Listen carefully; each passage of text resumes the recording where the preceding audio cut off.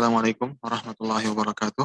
Waalaikumsalam. Innal hamdalillah nahmaduhu wa nasta'inuhu wa nastaghfiruh wa nastahdihi wa na'udzu billahi min shururi anfusina wa min sayyiati a'malina.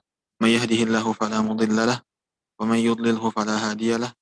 Wa asyhadu an la ilaha illallah wahdahu la syarika lahu wa asyhadu anna Muhammadan abduhu wa rasuluh.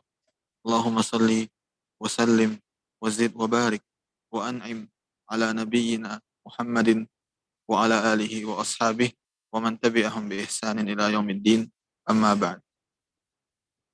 Ikhwati wa akhwati fid din, teman-teman sekalian, a'azzani Allah wa iyyakum.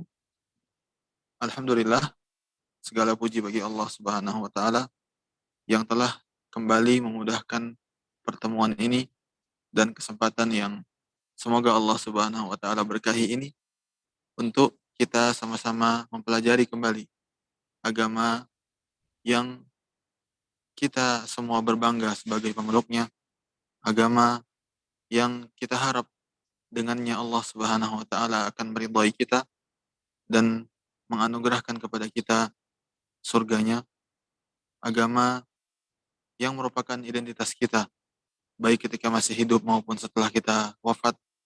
Semoga Allah Subhanahu wa taala menjadikan kita hamba-hambanya yang muslim, yang mukmin dengan sebenar-benar keislaman dan keimanan.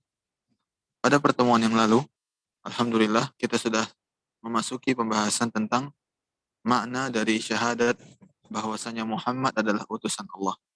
Kita tahu bahwasanya kalimat tauhid, kalimat yang dengannya seseorang dianggap telah memeluk agama Islam, adalah mengucapkan syahadatain, asyhadu alla ilaha illallah wa asyhadu anna Muhammadan Rasulullah.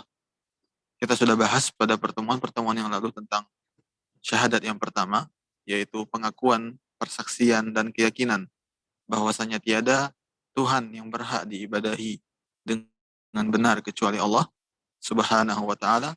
Dan kita sekarang masih pada pembahasan syahadat yang kedua, yaitu persaksian bahwasanya Nabi Muhammad bin Abdullah sallallahu alaihi wasallam adalah utusan Allah.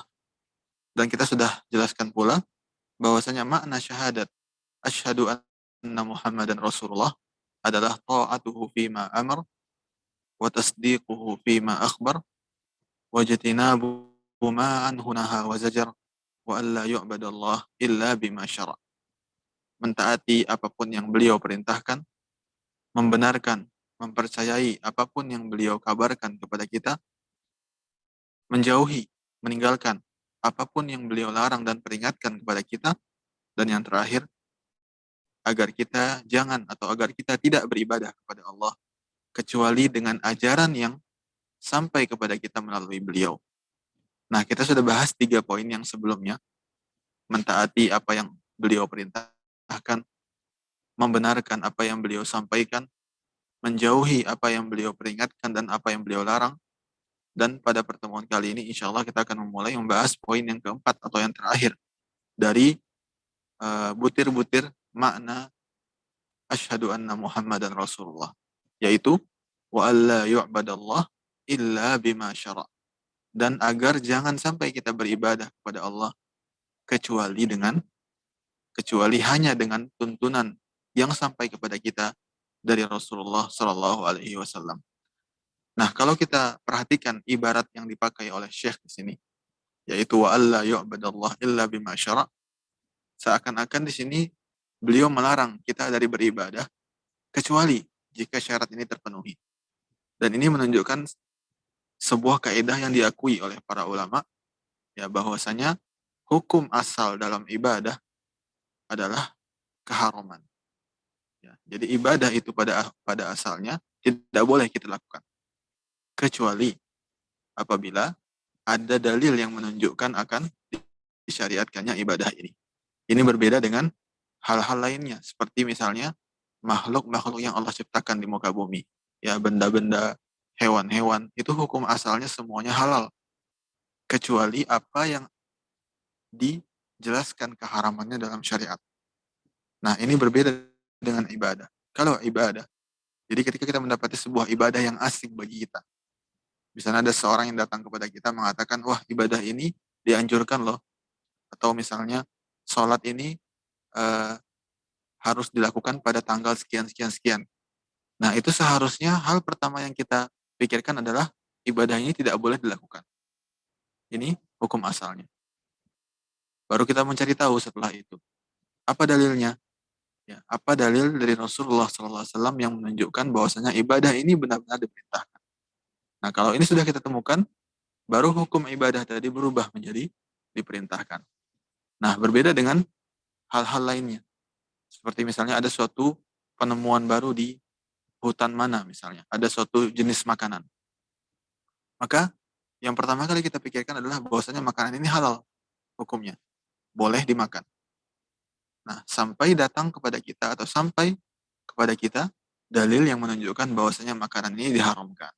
Oleh karenanya kalau kita lihat di nas-nas Al-Quran dan Sunnah, yaitu tidak pernah atau jarang sekali ya Allah dan Rasulnya itu mengatakan makanan ini boleh, makanan ini boleh. Ya tidak. Tapi yang sering ada itu adalah keterangan akan tidak bolehnya sesuatu. Ya misalnya hurrimat alaikumul maitatu waddam dan seterusnya pada surat Al-Maidah. Ya, diharamkan atas kalian darah, daging babi dan seterusnya. Karena hukum asal dari makanan, kemudian benda-benda yang Allah ciptakan untuk kita di muka bumi ini adalah halal, ya, mubah, kecuali sampai kepada kita dalil yang mengharamkannya. Adapun ibadah, maka hukum asal tidak boleh dilakukan sampai kita benar-benar yakin bahwasanya ibadah ini benar-benar diperintahkan oleh Rasul Shallallahu Alaihi Wasallam. Dan inilah poin yang keempat dari asyhadu anna Muhammadan Rasulullah. Kita harus berkomitmen.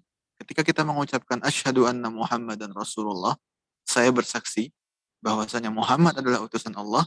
Ketika itu pula kita harus berkomitmen agar jangan sampai kita beribadah kecuali sesuai dengan apa yang dituntunkan oleh Rasulullah Shallallahu Alaihi Wasallam. Kita mengakui beliau sebagai utusan Allah. Kita mengakui beliau sebagai perantara ilmu antara kita dengan Allah. Maka kita pun juga harus berkomitmen dengan hal itu. Ya, kita katakan kepada diri kita, saya tidak akan beribadah kecuali dengan apa yang telah diajarkan oleh Rasulullah SAW kepada kita. Nah, ikhwati wa akhwati fiddin, a'azzani Allah wa iyyakum. Hal ini ya, bahwasanya ibadah itu tidak boleh kita lakukan kecuali apabila ada dalilnya dari Rasulullah Shallallahu Alaihi Wasallam adalah hal yang disepakati oleh para ulama, ya, baik dari zaman sahabat maupun sampai saat ini. Tidak ada satupun dari mereka yang mengingkari akan hal ini. Ya. Seperti misalnya kita lihat ucapan-ucapan mereka juga menunjukkan akan hal ini. Seperti bahkan Rasulullah SAW juga menegaskan hal ini dalam beberapa hadisnya. Ya, seperti misalnya hadis yang diriwayatkan oleh Aisyah radhiyallahu anha, ya, bahwasanya Rasulullah SAW bersabda, "Man amila amalan laisa alaihi amruna fahuwa rad." Ya, barang siapa yang mengamalkan suatu amalan, ya, barang siapa yang melakukan suatu ibadah tanpa berdasarkan perintah dari kami, ya, laisa alaihi amruna, tanpa berdasarkan perintah dari kami, tanpa berdasarkan ajaran dari kami, maka amalan tersebut tertolak. Ya. Demikian pula misalnya Al-Imam Al-Fudail bin Iyad, ya rahimahullah. Ketika beliau ditanya, "Wahai Imam, apa itu amalan yang terbaik?" Ya, karena dalam surat Al-Mulk, ya, surat Tabarak, Allah Subhanahu wa taala berfirman, "Tabarakal a'udzu billahi minasyaitonir rajim. Bismillahirrahmanirrahim. Tabarakalladzi biyadihil mulk wa huwa ala kulli syai'in qadir. Alladzi khalaqal mauta wal hayata liyabluwakum ayyukum ahsanu amala." Dialah Allah yang menciptakan kematian dan kehidupan untuk menguji siapa di antara kalian yang paling baik amalan. Nah, beliau ditanya, "Wahai Imam, apa itu amalan yang terbaik? Siapa orang yang amalan yang terbaik?" Beliau mengatakan, "Akhlasuhu wa aswabuhu." Amalan yang terbaik adalah amalan yang paling tinggi level ikhlasnya dan paling sesuai dengan tuntunan Nabi Sallallahu Alaihi Wasallam. Kemudian di antara ucapan lain misalnya yang diucapkan oleh Syekhul Islam Ibnu Taimiyah rahimahullah taala, Beliau mengatakan al-aslu fil ibadat at-tauqif. Ya, hukum asal dalam segala ibadah adalah kita bersikap abstain. Ya, kita bersikap abstain. Kalau datang suatu ibadah, kita jangan lakukan dulu, berhenti dulu. Ya, fala yushra'u minha illa ma syara'ahu Allah Ta'ala. Maka tidak ada yang disyariatkan dari ibadah-ibadah ini kecuali apa yang telah disyariatkan oleh Allah Subhanahu wa taala. Ya. Jadi ibadah hanya boleh dilakukan, hanya boleh dilaksanakan apabila ada dasarnya dari Allah Subhanahu wa taala dan dari Rasulullah sallallahu alaihi wasallam. Ya, bahkan Al-Imam Ibnu Qayyim rahimahullah taala mengatakan al-aslu fil ibadat al-butlan hatta yaquma dalilun 'alal amr. Ya, hukum asal ibadah itu adalah kebatilan, tidak boleh dilakukan sampai ada dalil yang menunjukkan bahwasanya ibadah tersebut diperintahkan. Ya, jadi kita sama sekali tidak pernah diperintahkan untuk membuat ibadah baru, membuat sunnah baru, membuat ritual keagamaan yang baru, ya, membuat perayaan-perayaan keagamaan yang baru, ya, tidak pernah. Ya, oleh karenanya ini merupakan hal yang penting untuk kita ketahui, teman-teman. Dan kalau ditanya misalnya, bagaimana kita mengetahui bahwasanya ibadah ini ada dalilnya? Ya, atau dalil seperti apa sih yang kita perlukan untuk mengetahui bahwasanya ibadah ini benar-benar disyariatkan? Ya, jawabannya dari dua sisi. Ya, suatu ibadah bisa dikatakan ibadah apabila terpenuhi padanya dua hal. Yang pertama adalah bahwasanya ada dalil yang menunjukkan bahwasanya ibadah tersebut disyariatkan. Misalnya, ada dalil dari Al-Quran bahwasanya sholat 5 waktu itu diperintahkan. Ada dalil dari sunnah, dari hadis Nabi SAW, bahwasanya puasa Senin Kamis itu diperintahkan. Nah, ini adalah berarti merupakan penetap atau merupakan sesuatu yang mengkonfirmasi bahwasanya ini benar-benar merupakan ibadah. Jadi ibadah itu hanya bisa tertetapkan atau terabsahkan dengan Al-Quran dan Sunnah. Tidak bisa ibadah itu ya dikonfirmasi keabsahannya dengan mimpi. Ada seorang yang mengatakan kepada kita, saya mimpi kalau Rasulullah datang kepada saya memerintahkan saya untuk sholat di tanggal sekian dan sekian sebanyak sekian rakaat. Kemudian Rasulullah mengatakan kepada saya dalam mimpi, ya kalau saya sholat ini maka rezeki saya akan bertambah misalnya. Atau misalnya ada orang datang mengatakan, saya bermimpi kalau kita bersedekah sebanyak sekian ke tempat ini maka kita akan diberkahi rezekinya. Nah, ini tidak bisa dijadikan landasan untuk menetapkan suatu ibadah atau berdasarkan pengalaman misalnya. Ya, berdasarkan pengalaman. Ya, itu sudah dicoba loh oleh si fulan. Ya, kalau kita melakukan ibadah ini, maka kita akan seperti ini, seperti ini. Juga tidak bisa. Ya, jadi landasannya hanya dua. Al-Quran dan As-Sunnah. Tentunya dengan pemahaman para ulama. Karena kita sebagai orang awam, ya mungkin terkadang tidak bisa memahami sunnah. Ya, maka kita lihat buku-bukunya para ulama, seperti buku-bukunya imam-imam mazhab, ya, Imam Syafi'i dan murid-muridnya, Imam Malik dan murid-muridnya, Imam Abu Hanifah, Imam Ahmad, dan para ulama kaum muslimin lainnya. Ya, ini adalah dasar dari ibadah. Jadi ibadah tidak bisa ditetapkan oleh mimpi misalnya, atau oleh pengalaman-pengalaman orang. Ya, tidak bisa seperti itu. Ini yang pertama. Ya, kemudian yang kedua yang harus kita pastikan juga adalah bahwasanya ibadah ini benar-benar disebutkan secara spesifik dalam dalil tersebut. Ya, misalnya ada sebuah ibadah sholat yang baru nih, yang diberitahukan kepada kita. Kita harus lihat, apakah sholat secara spesifik dengan uh, jumlah rakaat yang seperti ini, dengan waktu yang seperti ini benar-benar diperintahkan atau tidak. Ya, seperti misalnya ada sholat yang disebut dengan sholat tasbih, misalnya, atau sholat-sholat yang dilaksanakan di tanggal-tanggal tertentu. Nah, itu benar bahwasanya sholat ada perintahnya dalam Al-Quran.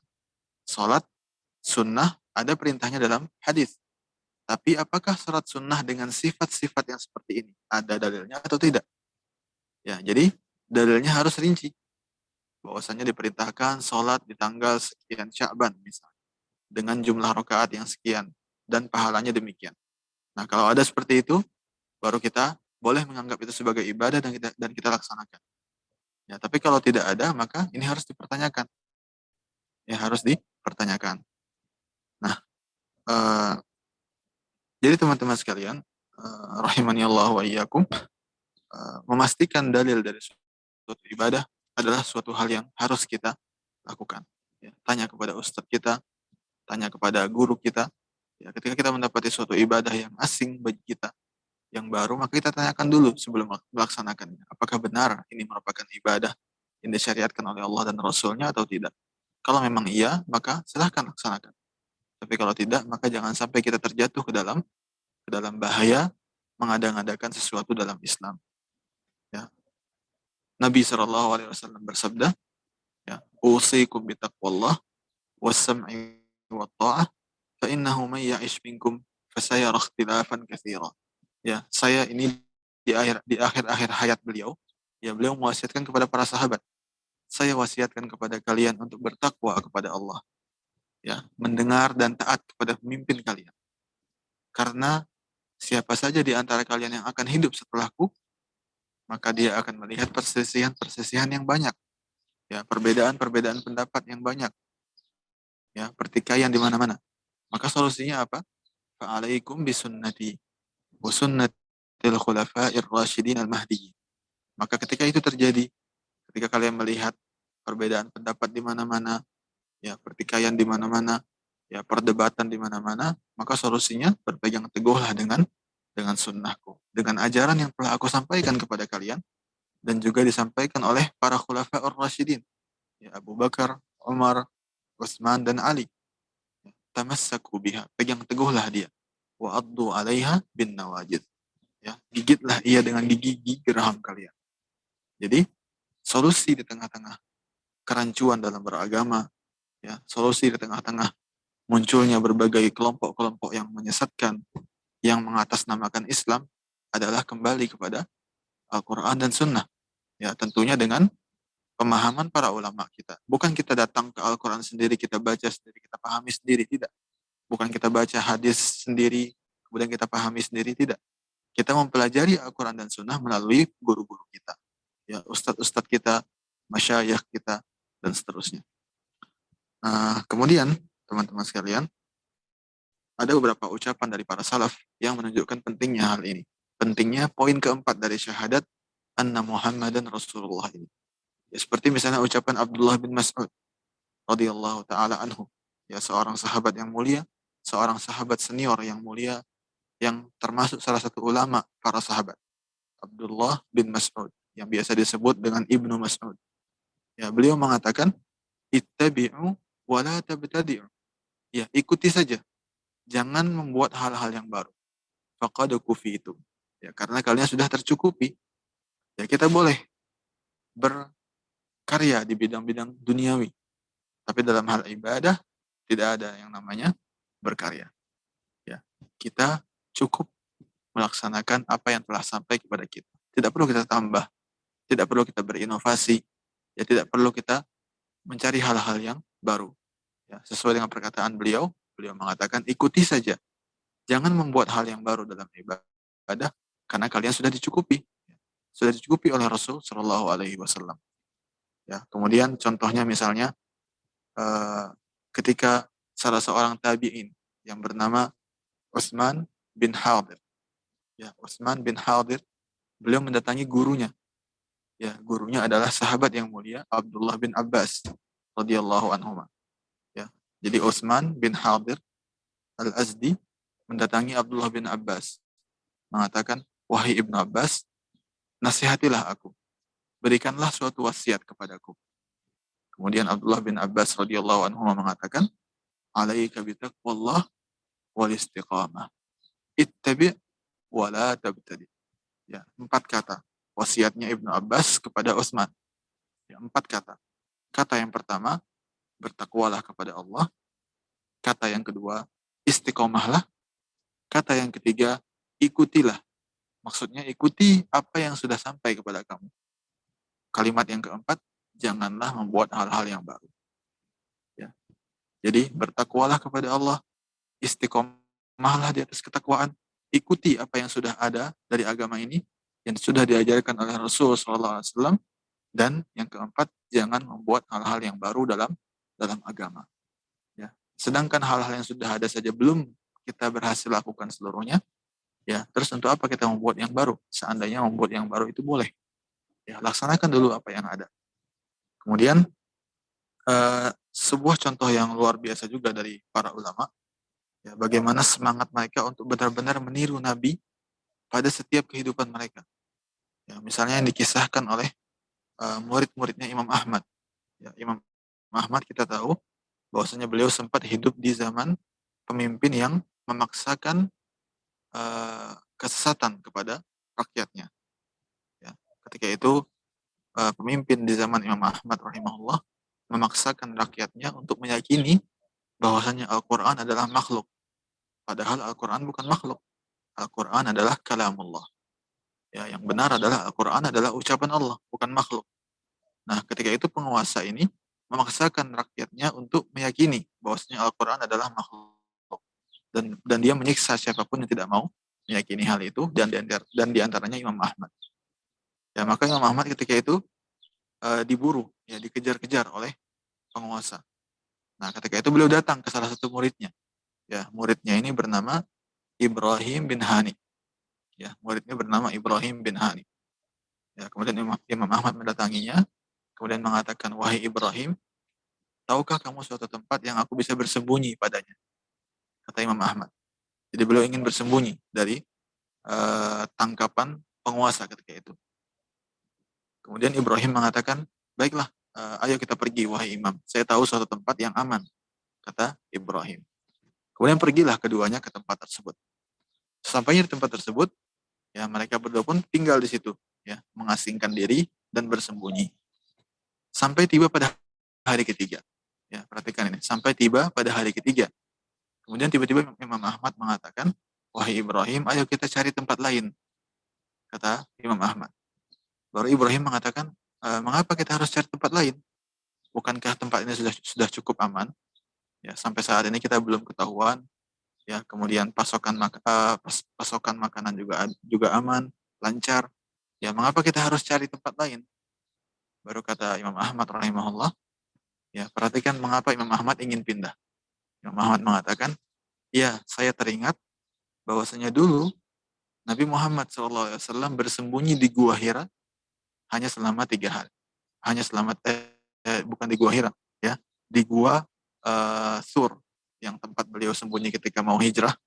Ya, kita tahu bahwasanya ketika Rasulullah hendak berhijrah ke Madinah, beliau sempat sembunyi dulu di sebuah gua. Nah, beliau bersembunyi di gua tersebut selama 3 hari. Baru kata Imam Ahmad, ya, saya tidak ingin melampaui waktu yang dimana Rasulullah SAW tinggal selama itu di gua tersebut. Ya, ketika Rasulullah sembunyi selama 3 hari, maka saya juga mau sembunyi hanya selama 3 hari, kemudian kita cari tempat lain. Kata Imam Ahmad rahimahullah ta'ala. Ya. Jadi, teman-teman sekalian, para ulama rahimahumullah sangat bersemangat untuk mengikuti apapun yang datang dari Rasul dan tidak menambah sedikit pun di atasnya. Ya, perhatikan bagaimana Imam Ahmad ketika bersembunyi mengasingkan diri, ya bahkan beliau memaksakan agar waktu bersembunyi beliau sesuai dengan waktu bersembunyinya Nabi. Selama 3 hari saja, kemudian cari tempat lain. Ya, ini dia. Kemudian misalnya contoh yang lain, ya, Imam Syafi'i rahimahullah. Ketika itu Imam Syafi'i rahimahullah sudah menjadi imam yang terkenal. Ya, sudah dikenal oleh berbagai daerah Islam di dunia ketika itu. Jadi berdatanganlah murid-murid dari berbagai negeri untuk belajar kepada beliau. Nah, suatu ketika beliau sedang mengisi di suatu kajian ilmiah, ya beliau mengatakan, ya Imam Syafi'i mengatakan sebuah hadis. Ya, beliau menceritakan atau memberitahukan sebuah hadis kepada jamaahnya, kepada murid-muridnya. Ya, tiba-tiba ada satu orang pendatang mengatakan kepada Imam Syafi'i, "Wahai Imam Syafi'i, ya, apakah engkau berpendapat dengan hadis ini?" Ya, perhatikan.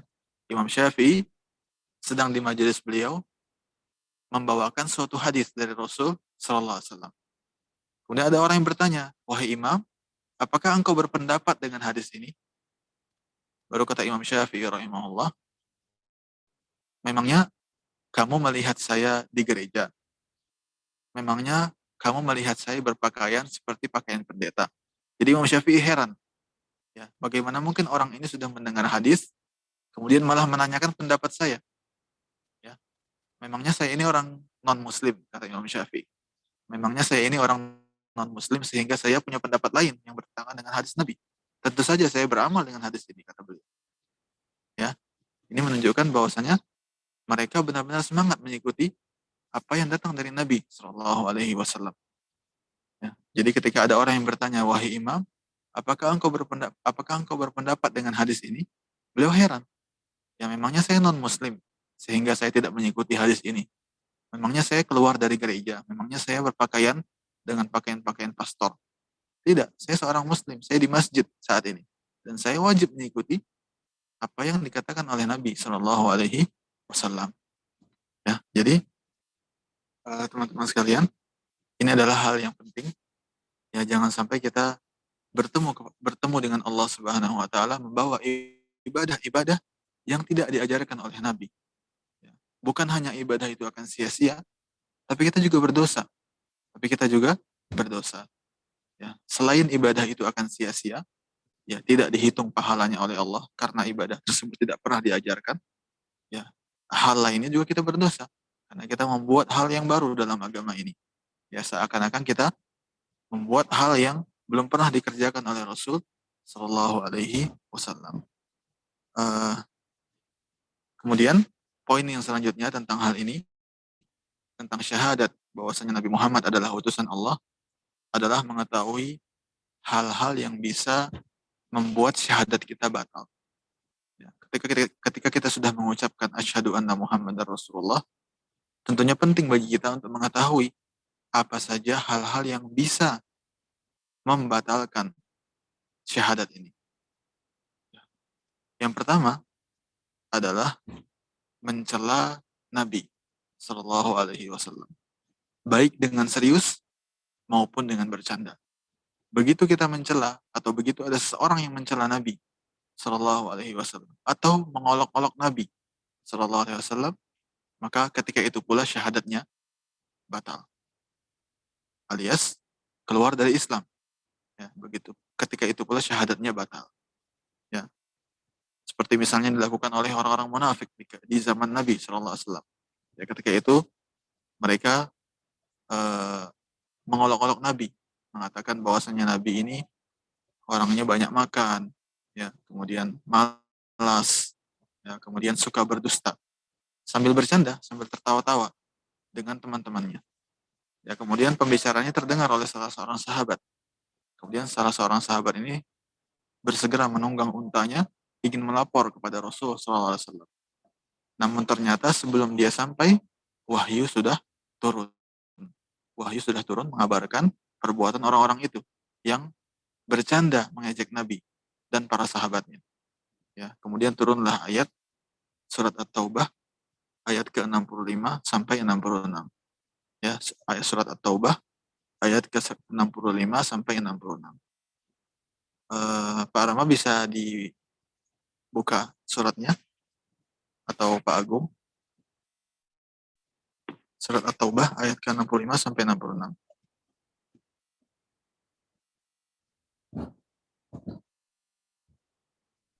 Baik, bisa Ustaz. Silakan dibaca terjemahannya.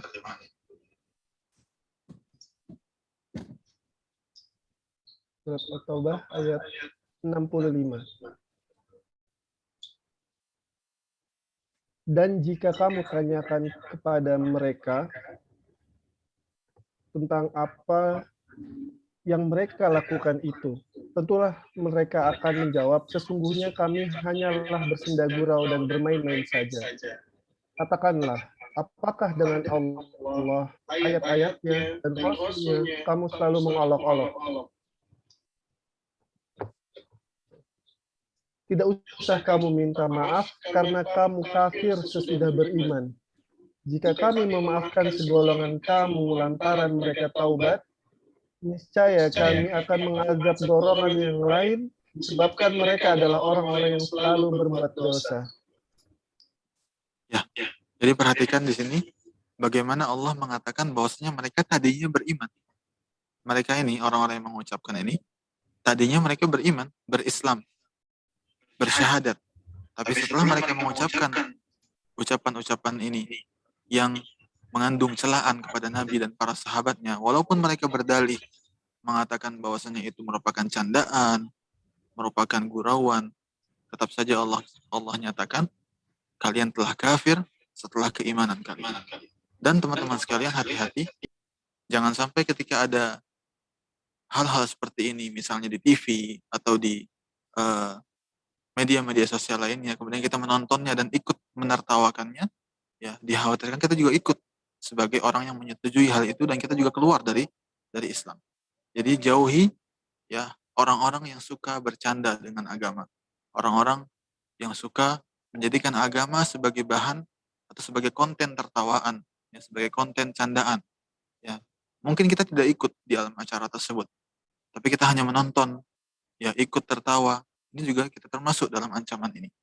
Ya, jangan sampai kita termasuk ya ke dalam ancaman yang Allah Subhanahu wa taala sebutkan tadi. Ya. Jadi ketika kita mendapati hal ini, jauhi, tinggalkan, peringatkan orang-orang dari orang-orang yang seperti itu.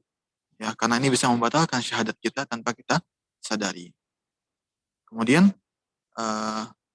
perlu kita ketahui bahwasanya mencela Nabi ini bukan hal yang sepele, teman-teman sekalian. Ya, bahkan para ulama mengatakan mencela Nabi itu hukumannya dibunuh. Ya, jadi kalau ada negara Islam saat ini, negara yang berhukum dengan hukum Islam, kalau ada orang yang mencela Nabi, hukumannya dibunuh. Ya, hukumannya dibunuh. Hukuman syar'inya orang tersebut dipenggal kepalanya. Ya, mengapa? Karena mencela Nabi ini bukan hal yang sepele. Dia berkaitan dengan banyak hal. Ya, pertama, mencela Nabi sama dengan mencela Allah. Mencela Nabi Muhammad SAW atau bercanda mengejek Nabi SAW sama dengan mencela Allah Subhanahu wa taala. Ya, sama dengan mencela Allah Subhanahu wa taala. Karena apa? Karena Allah Subhanahu wa taala lah yang telah mengutus beliau, yang telah memilih beliau sebagai utusannya, sebagai nabinya, sebagai kekasihnya. Kemudian kita malah mencela Nabi, menjatuhkan kehormatan beliau. Itu sama saja kita sudah mencela Allah Subhanahu wa taala. Kemudian yang kedua, mencela Nabi sama dengan mencela seluruh kaum mukminin. Mencela Nabi sama dengan mencela seluruh kaum mukminin. Ya, mengapa demikian? Ya, karena semua kaum mukminin, bahkan semua umat manusia, yaitu berhutang budi besar pada Rasulullah Shallallahu Alaihi Wasallam. Sekarang misalnya Anda bayangkan, ada seseorang yang sangat baik kepada Anda, ada seseorang yang sangat berjasa kepada Anda. Ketika orang tersebut dicela oleh orang lain, ketika orang tersebut direndahkan oleh orang lain, bagaimana perasaan Anda? Bagaimana perasaan Anda?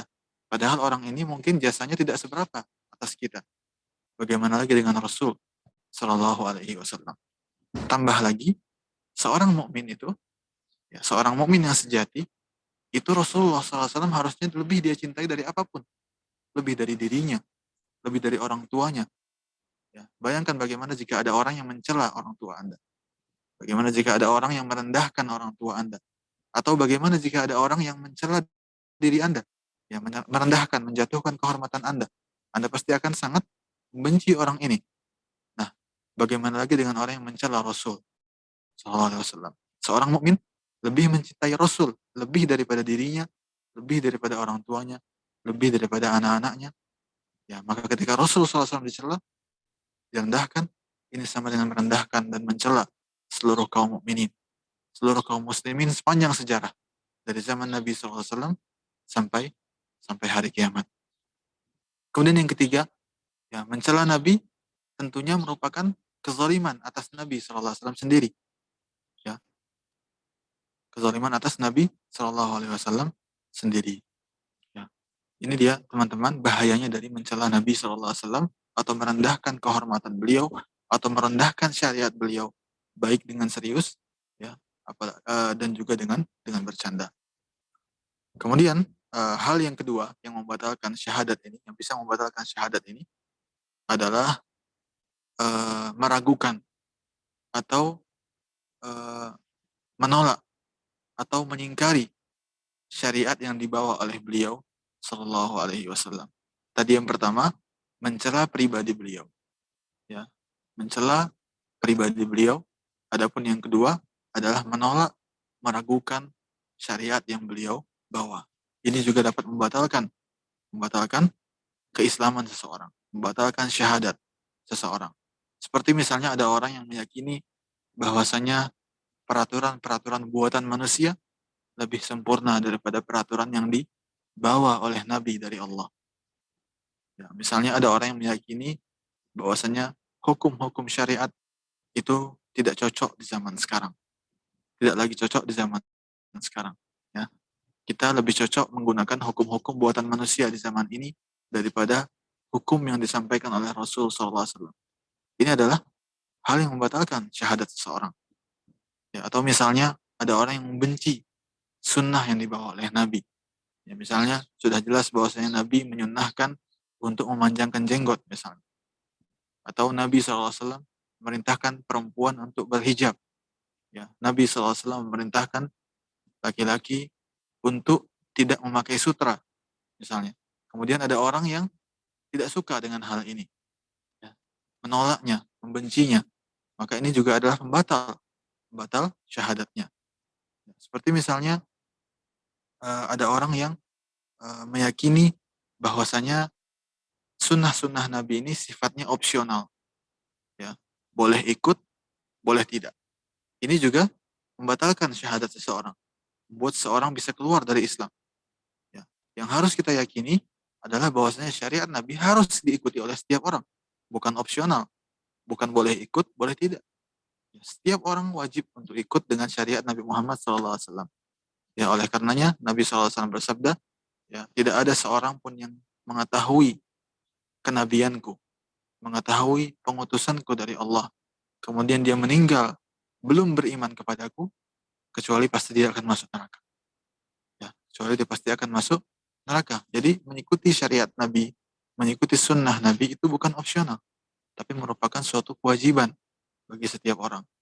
Ya, jadi kalau kita meyakini ada suatu syariat yang sifatnya opsional, ya boleh iya, boleh tidak, maka ini adalah hal yang membahayakan. Hal yang membahayakan. Ya, misalnya ada orang yang meyakini bahwasanya sholat 5 waktu itu boleh dilakukan, boleh tidak. Ya, zakat misalnya, boleh dilakukan, boleh tidak. Ya, hijab misalnya, hijab boleh dilakukan, boleh tidak. Ini adalah hal yang berbahaya. Ya, berbeda jika orang itu belum mampu misalnya. Ya, dia meyakini bahwasanya hal ini wajib atas dirinya, tapi dia sampai saat ini belum mampu melaksanakannya, maka dia berdosa, tapi tidak sampai mengeluarkan atau membatalkan syahadatnya. Ya, tapi kalau dia meyakini, benar-benar meyakini bahwasanya syariat ini sifatnya opsional, ya boleh ikut boleh tidak, maka inilah yang berbahaya, bisa membatalkan syahadat seseorang. Ya, jadi teman-teman sekalian, ini penjelasan tentang asyhadu anna Muhammadan Rasulullah. Jadi dengan ini kita sudah selesai membahas rukun Islam yang pertama, yaitu mengucapkan 2 kalimat syahadat, asyhadu an la ilaha illallah wa asyhadu anna Muhammadan Rasulullah. Baik, Ana minta kepada Pak Rama untuk membaca matan kelanjutannya. Ya, insya Allah ini tidak panjang ya, sedikit saja kelanjutannya. Setelah itu kita akan masuk ke rukun-rukun iman di pertemuan selanjutnya, insya Allah Ta'ala. Silahkan dibaca Pak Rama, dan juga langsung dibaca terjemahannya. ودليل الصلاة والزكاة والتفسير التوحيد قوله تعالى أعوذ بالله من الشيطان الرجيم وما أمروا إلا ليعبدوا الله مخلصين له الدين حنفاء ويقيموا الصلاة ويؤتوا الزكاة وذلك دين القيمة ودليل الصيام قوله تعالى يا أيها الذين آمنوا كتب عليكم الصيام كما كتب على الذين من قبلكم لعلكم تتقون ودليل الحج قوله تعالى ولله على الناس حج البيت من استطاع إليه سبيلا ومن كفر فإن الله غني عن العالمين. Dalil tentang ibadah salat dan zakat serta tafsir atas kalimat tauhid adalah firman Allah Ta'ala di dalam surat Al-Bayyinah ayat kelima, yang artinya, padahal mereka hanya diperintah menyembah Allah dengan ikhlas menaatinya semata-mata karena menjalankan agama, dan juga agar mengerjakan salat dan menunaikan zakat, dan yang demikian itulah agama yang lurus lagi benar. Dalil tentang ibadah saum, puasa, adalah firman Allah Ta'ala di dalam surat Al-Baqarah ayat ke-183, wahai orang-orang yang beriman, diwajibkan atas kamu berpuasa Ramadan sebagaimana diwajibkan atas orang-orang sebelum kamu agar kamu bertakwa. Dan dalil tentang ibadah haji adalah firman Allah Ta'ala di dalam surat Ali Imran ayat ke-97. Dan di antara kewajiban manusia terhadap Allah adalah melaksanakan ibadah haji ke Baitullah, yaitu bagi orang-orang yang mampu mengadakan perjalanan ke sana. Siapa saja yang mengingkari kewajiban haji, maka ketahuilah bahwasanya Allah Maha Kaya, tidak memerlukan sesuatu dari seluruh alam. Baik, barakallahu fiik. Jadi ini di sini muallif atau Syekh Muhammad bin Abdul Wahhab rahimahullah menutup pembahasan tentang rukun-rukun Islam dengan menyebut dalil atas sisa rukun Islam. Ya, rukun Islam yang tersisa. Ya, jadi rukun Islam kan kita ketahui bersama ada 5. Yang pertama yaitu mengucapkan 2 kalimat syahadat. Sudah kita bahas secara agak panjang karena inilah inti dari buku ini. Kemudian yang untuk rukun Islam kedua, ketiga, keempat, dan kelima ini akan dibahas secara singkat saja, ya, karena bukan ini tema yang diinginkan oleh buku ini. Ya, rukun Islam yang kedua kita ketahui bersama adalah sholat. Ya, kemudian yang ketiga menunaikan zakat. Kemudian yang keempat berpuasa di bulan Ramadan atau bisa dibalik. Ya, 3 dan 4 bisa dibalik. Kemudian yang kelima adalah menunaikan haji ke Baitullah, yaitu ke Ka'bah. Ini 5 rukun Islam. Nah, di sini Syekh mengatakan dalil disyariatkannya atau dalil wajibnya zakat dan salat atau salat dan zakat, dan juga dalil penafsiran kalimat tauhid adalah firman Allah dalam surat Al-Bayyinah yang sudah kita hafal bersama. Allah Subhanahu wa taala berfirman, tidaklah mereka diperintahkan kecuali agar mereka beribadah dengan ikhlas kepada Allah Subhanahu wa taala, yang memperuntukkan agama hanya untuk Allah, ya, menunaikan salat atau melaksanakan salat, menunaikan zakat, dan demikianlah agama yang lurus.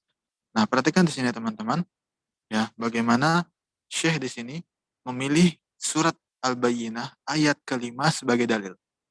Ya, kalau kita mau lihat Al-Qur'an dengan 114 suratnya, banyak dalil-dalil lain tentang salat, tentang zakat, tentang tauhid, banyak. Tapi di sini mengapa Syekh di sini memilih ayat ini? Al-Bayyinah ayat 5.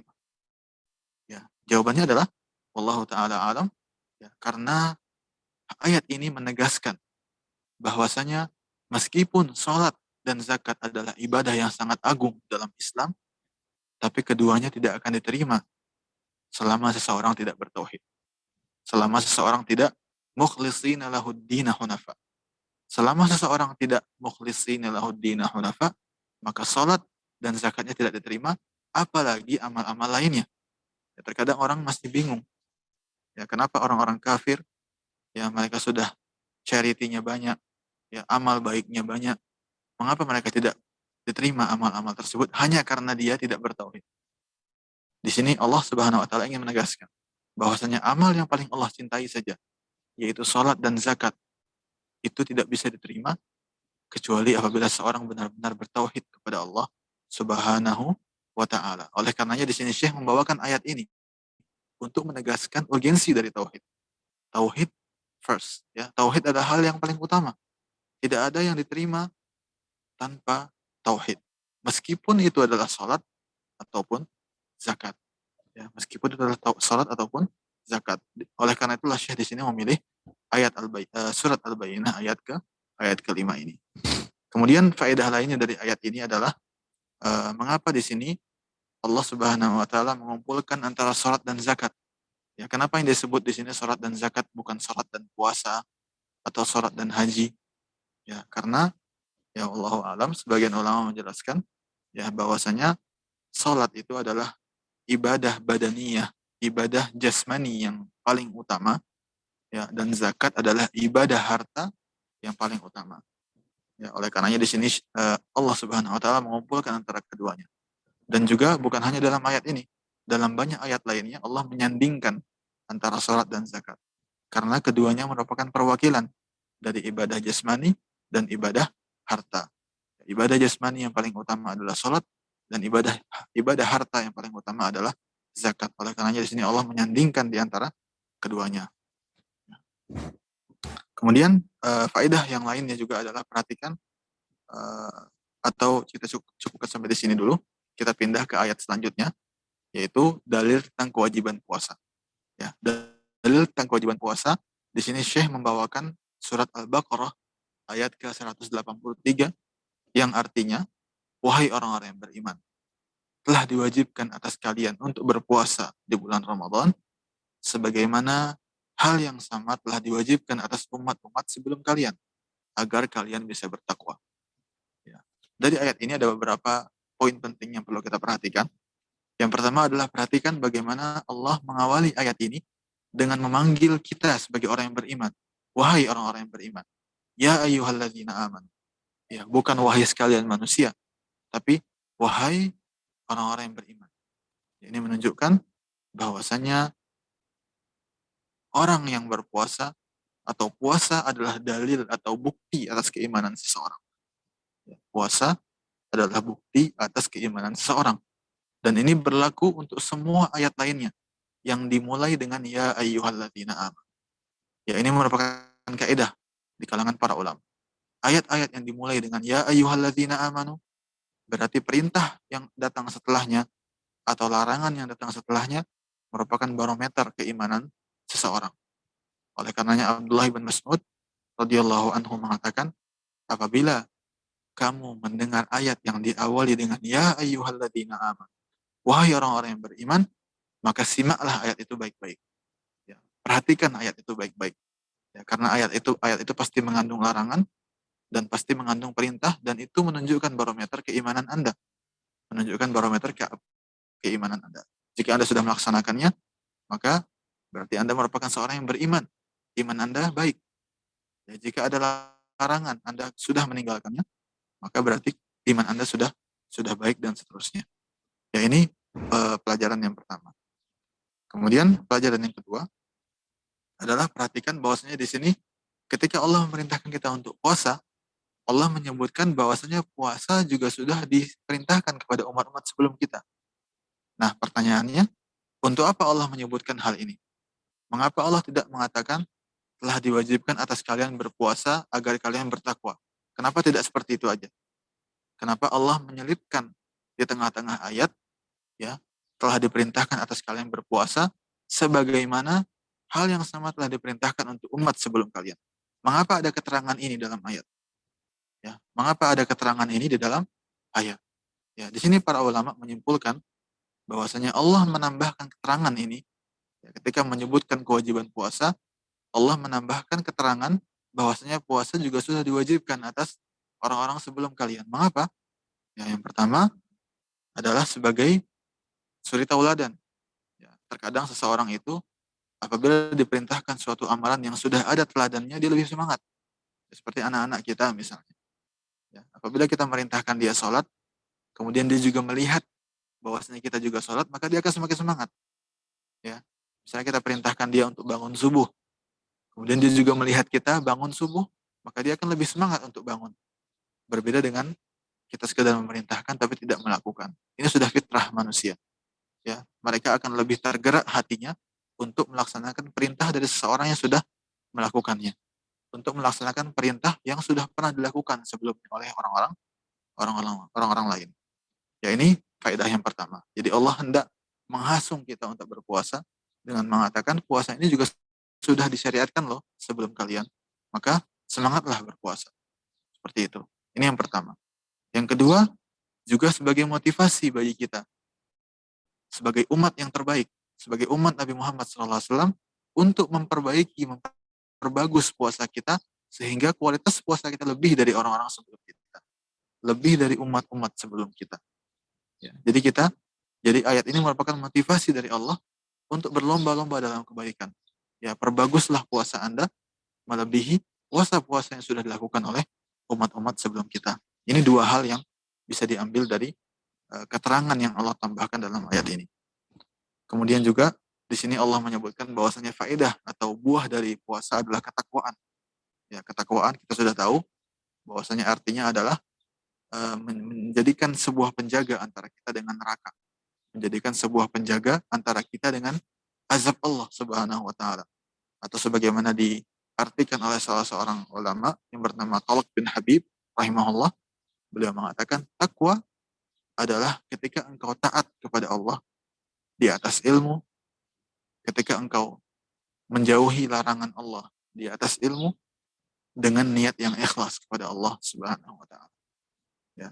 Umar bin Khattab radhiyallahu taala anhu ya pernah bertanya kepada salah seorang sahabat yang bernama Ka'ab. Ya, jadi Umar bertanya kepada Ka'ab, "Wahai Ka'ab, apa itu ketakwaan?" Apa itu ketakwaan?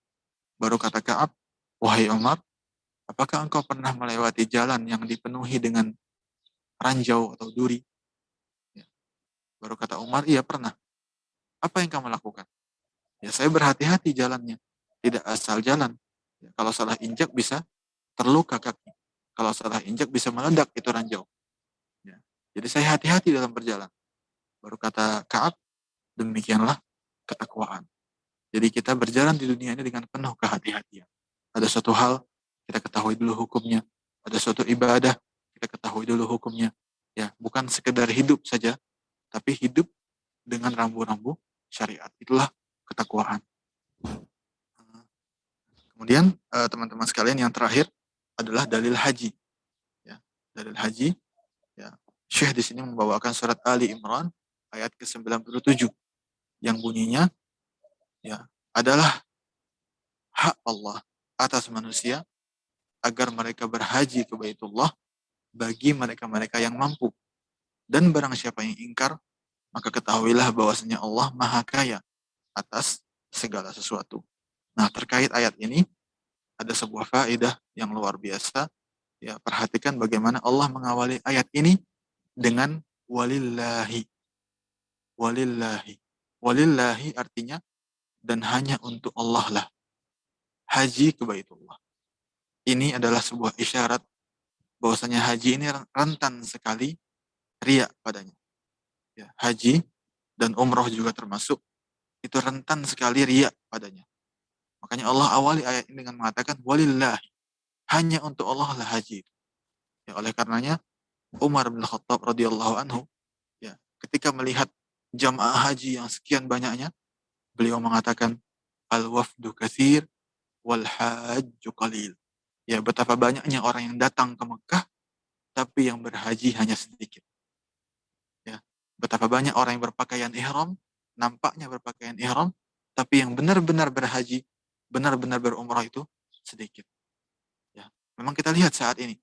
Ya, kita lihat bagaimana banyak sekali di sekitar Ka'bah orang yang tawaf sambil dokumentasi dan seterusnya, ya sambil ngobrol dan seterusnya. Ya, ini menunjukkan bahwasanya haji dan umrah adalah ibadah yang rentan padanya riya, karena dia merupakan ibadah yang zahir, yang tampak oleh banyak orang. Tambah lagi di zaman sekarang bisa tampak oleh seluruh dunia. Ya, oleh karenanya Allah mengingatkan, walillahi 'alan nasi hijjul bait. Hanya untuk Allah lah haji ke Baitullah. Jangan sampai haji kita yang sudah kita lakukan dengan biaya yang mahal, dengan tenaga yang tidak sedikit, ternyata menjadi haji yang sia-sia. Seperti yang dikatakan oleh Umar bin Khattab radhiyallahu taala anhu, ya banyak sekali memang orang yang datang ke Mekah memakai pakaian ihram, tapi yang berhaji hanya sedikit. Al-wafdu katsir wal hajju qalil. Betapa banyak orang yang datang ke Mekah berpakaian ihram, tapi yang haji dan yang umroh dengan sebenar-benar haji dan umrohnya hanya sedikit. Jadi teman-teman sekalian, ini adalah faedah-faedah yang bisa kita sebutkan pada pertemuan kali ini. Dan mungkin sebagai penutup, kita tambahkan sedikit faedah dari ayat yang sama, dari ayat Ali Imran ini. Ya, perhatikan bagaimana Allah menutup ayat haji dengan mengatakan, barang siapa yang ingkar, maka Allah lah yang maha kaya dari segala sesuatu. Ya, Umar bin Khattab radhiyallahu taala anhu ketika mengomentari ayat ini, beliau mengatakan, man ataqal hajja falam yahuj, jika ada seseorang yang mampu berhaji. Perhatikan, jika ada seseorang yang mampu berhaji tapi dia tidak haji, maka sama saja baginya dia mati sebagai seorang Yahudi, Nasrani, atau Muslim. Intinya dia sudah keluar dari Islam. Barang siapa yang mampu berhaji, tapi dia tidak mau berhaji atau menunda-nunda haji tanpa alasan, maka kata Umar bin Khattab radhiyallahu taala anhu, sama saja baginya apakah dia mati dalam keadaan Yahudi atau dalam keadaan sebagai seorang Nasrani. Ya, oleh karenanya Imam Asy-Syanqiti rahimahullah, seorang ulama tafsir yang terkenal, juga mengatakan ayat ini menunjukkan bahwasanya orang yang tidak mau berhaji padahal dia sudah mampu, maka hukumnya orang ini kafir, keluar dari Islam. Ya, jadi haji ini teman-teman bukan urusan yang ringan. Ya, terkadang orang karena haji ini rukun Islam yang kelima atau jarang dilakukan, ya dia tidak menganggapnya sebagai rukun Islam. Ya, padahal haji juga rukun Islam. Haji juga rukun Islam. Apabila seorang sudah mampu, maka dia wajib melaksanakannya. Ya, jadi demikianlah yang bisa kita sampaikan pada ayat ini, pada pertemuan kali ini. Semoga apa yang disampaikan ini bermanfaat bagi saya terutama dan bagi teman-teman sekalian. Semoga Allah Subhanahu wa taala memudahkan kita untuk mengamalkan apa yang kita pelajari, dan semoga Allah berkahi apa yang telah kita pelajari pada pertemuan kali ini, dan semoga Allah menjadikan pertemuan ini, ya, waktu yang sudah kita berikan sebagai pemberat amal kebaikan kita di hari kiamat kelak. Ana kembalikan kepada moderator. Mohon maaf jika agak panjang pertemuan kali ini karena ingin menyelesaikan poin-poin dari rukun Islam. Jazakumullah khair wa barakallahu fikum. Ana kembalikan kepada moderator. Dan jazakumullahu khairan Ustaz atas ilmu yang telah Ustaz sampaikan kepada kami. Baik, selanjutnya kita akan memasuki sesi tanya jawab. Buat teman-teman yang ingin bertanya langsung, boleh untuk raise hand, atau apabila ada yang ingin bertanya melalui kolom chat, silakan, nanti akan kami bacakan untuk ditanyakan kepada Ustadz.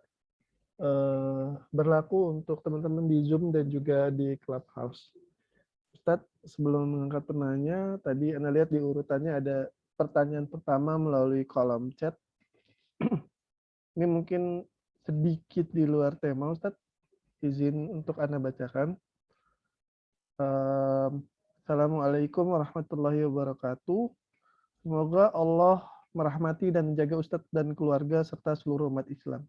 Izin bertanya tentang keutamaan sholat qobliyah zuhur. Mana yang lebih utama Ustadz, dikerjakan 2 rakaat atau 4 rakaat? Karena di hadis yang menyebutkan 10 rakaat sholat rawatib, hadisnya mutafakun alaih. Dan yang 12 rakaat mendapat ganjaran rumah di surga. Mohon penjelasannya. Jazakallahu khair.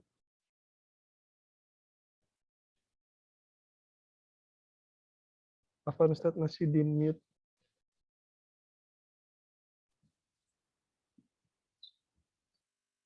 Waalaikumsalam warahmatullahi wabarakatuh. Barakallahu fiik, saudaraku yang bertanya.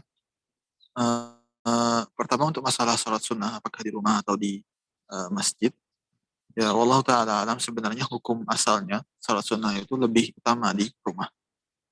Ya, lebih utama di rumah. Tapi apabila sholat di masjid, sholat sunnah di masjid bisa membantu kita untuk meraih fadilah lainnya. Misalnya meraih shaf pertama. Ya, karena mungkin kalau kita sholat sunnah di rumah dulu, baru ke masjid, maka itu bisa membuat kita terlambat dari shaf pertama. Ya, maka ketika ini ketika dalam kondisi seperti ini dianjurkan untuk sholat sunnah qobliyah di masjid. Ya. Adapun masalah apakah 2 rakaat sebelum zuhur atau 4 rakaat sebelum zuhur, maka Allah Ta'ala alam, yang ana tahu dari jawaban-jawaban para ulama adalah bahwasanya kalau seorang mampu, ya sebaiknya 4 rakaat. Ya, sebaiknya 4 rakaat. Jadi apabila seorang mampu, maka 4 rakaat ya sebelum zuhur, kemudian 2 rakaat setelah zuhur. Tapi kalau tidak, juga bisa 2 rakaat, 2 rakaat. Dan insya Allah pahalanya juga pahala untuk menjaga sholat sunnah seharian itu juga didapat oleh orang yang sholat 2 rakaat sebelum zuhur. Ya, 2 rakaat sebelum zuhur. Allah Ta'ala alam. Ya.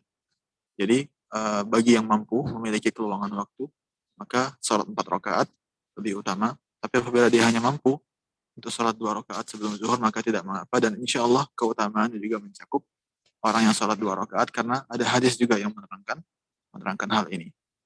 Wallahu ta'ala alam. Mungkin itu saja jawaban dari Ana. Ada poin pertanyaan lain, Pak Rama, dari pertanyaan tadi? Atau cuma 2 itu saja? Baik. Ya. Baik, selanjutnya Bapak Saleh, silakan untuk bertanya langsung kepada Ustaz.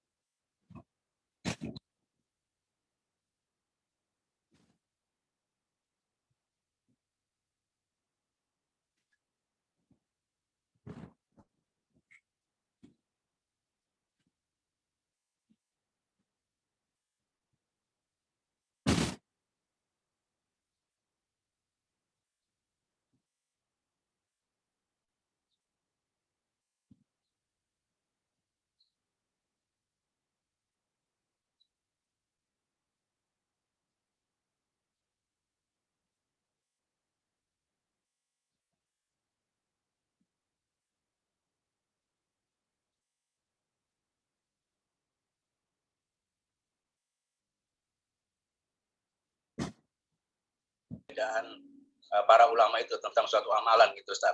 Sehingga kita atas dasar keyakinan itu kita mengamalkan. Itu Ustaz, 2 keadaan itu. Syukron Ustaz, jazakumullah khairan, barakallahu fikum. Baik, Waalaikumsalam warahmatullahi wabarakatuh. Ahlan Pak Saleh. Jadi untuk hal ini, ya apabila ada suatu amalan yang terkenal di masyarakat, apakah kita boleh mengikutinya begitu saja? Maka wallahu alam, ya yang lebih hati-hati adalah tetap kita cari tahu dulu hukumnya, tentunya melalui guru-guru kita atau ustaz-ustaz kita yang memang diketahui semangat dalam mengikuti sunnah, semangat dalam memastikan ibadah-ibadahnya sesuai dengan apa yang dituntunkan oleh Rasul Shallallahu Alaihi Wasallam. Karena keberadaan ibadah tersebut dilakukan oleh banyak orang, ya bukan merupakan jaminan akan keabsahan ibadah tersebut, ya apalagi di akhir-akhir zaman seperti ini. Ya, jadi tetap kita harus belajar dan mengetahui apakah amalan tersebut diajarkan oleh Rasul Shallallahu Alaihi Wasallam. Dan insya Allah mencari tahu bukan hal yang sulit di saat ini. Ya, apalagi dengan mudahnya sarana-sarana untuk mencari ilmu. Ya, mungkin bisa lewat browsing di internet, ya, atau mungkin bisa bertanya langsung dengan ustadz di majelis-majelis, baik majelis yang daring maupun luring dan seterusnya. Ya insya Allah mencari tahu akan hal ini bukan lagi merupakan hal yang sulit, ya sehingga tidak ada lagi alasan bagi kita untuk sembarangan dalam beribadah. Ya tidak ada lagi alasan bagi kita untuk sembarangan dalam beribadah. Karena sumber-sumber ilmu sudah benar-benar dibuka oleh Allah Subhanahu wa taala pada zaman-zaman sekarang, sudah dimudahkan oleh Allah. Ya, ini mungkin yang pertama. Kemudian yang kedua, untuk masalah apabila ibadah tersebut dipersisihkan oleh para ulama, maka selama ibadah tersebut dipersisihkan dan persisihannya ini mu'tabar, ya, bukan persisihan antara misalnya antara kita dengan antara ahlus sunnah dengan kelompok yang jelas-jelas sesat, ya maka tidak mengapa. Ya, kita melakukan salah satu dari pendapat tersebut yang kita yakini lebih kuat, ya tentunya dengan berkonsultasi juga dengan guru-guru kita, ya tidak mengapa.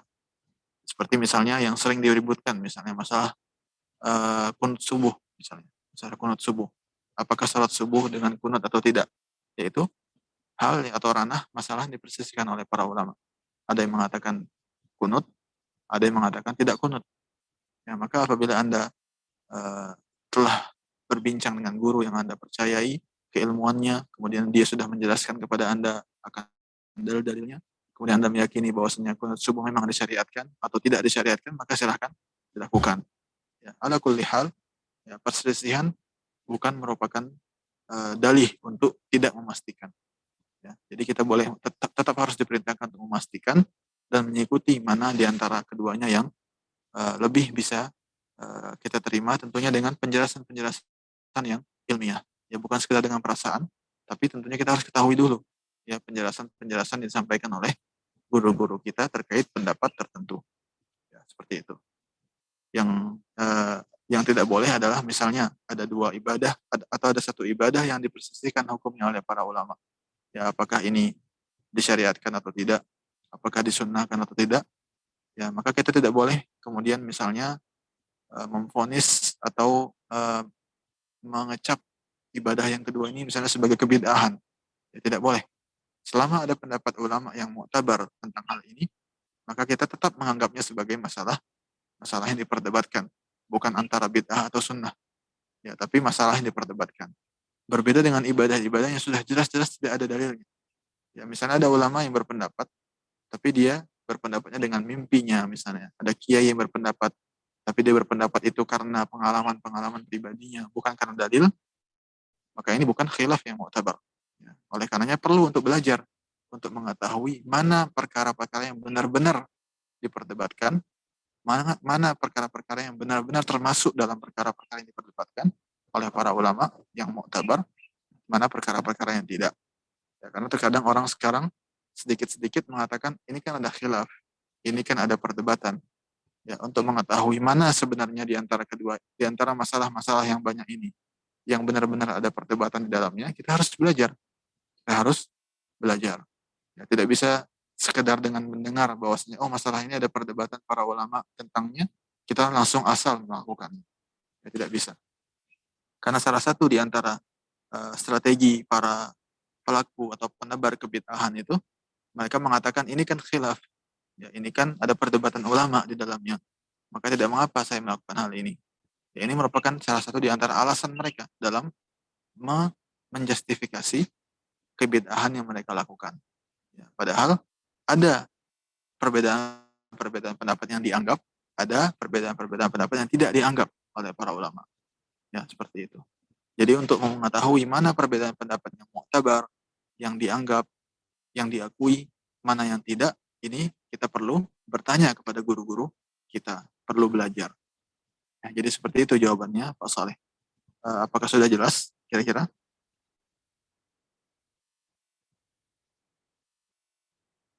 Hmm?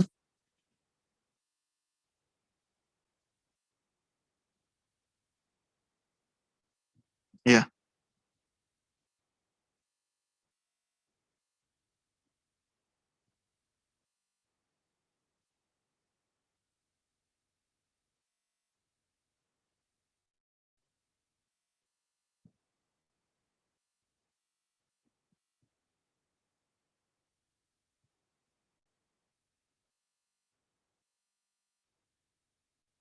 Insya Allah dapat pahala, Pak, selama kita sudah mengetahui dari seorang teman yang terpercaya atau dari seorang ustadz yang terpercaya, meskipun kita belum mengetahui hadisnya secara spesifik atau ayatnya secara spesifik, maka insya Allah sudah boleh dilakukan. Seperti itu, Pak Saleh. Jadi bukan maksudnya mengetahui hadisnya secara spesifik untuk setiap amalan, tidak. Tapi kita mengetahui bahwasanya memang amal itu sudah disyariatkan dan kita mengetahuinya dari guru yang terpercaya, maka itu sudah cukup. Atau dari buku yang terpercaya atau dari website yang terpercaya, ya insya Allah sudah cukup. Seperti itu, Pak Saleh. Sudah jelas kira-kira? Baik. Barakallahu fiik.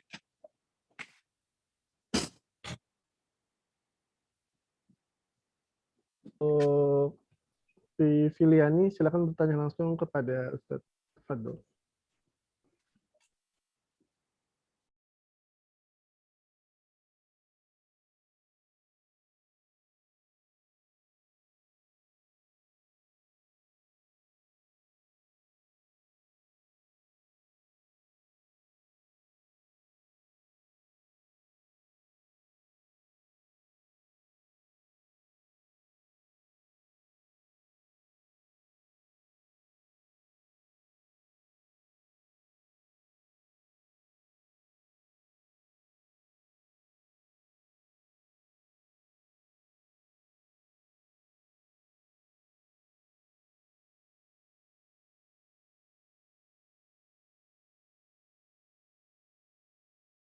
Pertanyaan yang kedua, sepertinya anak kurang paham.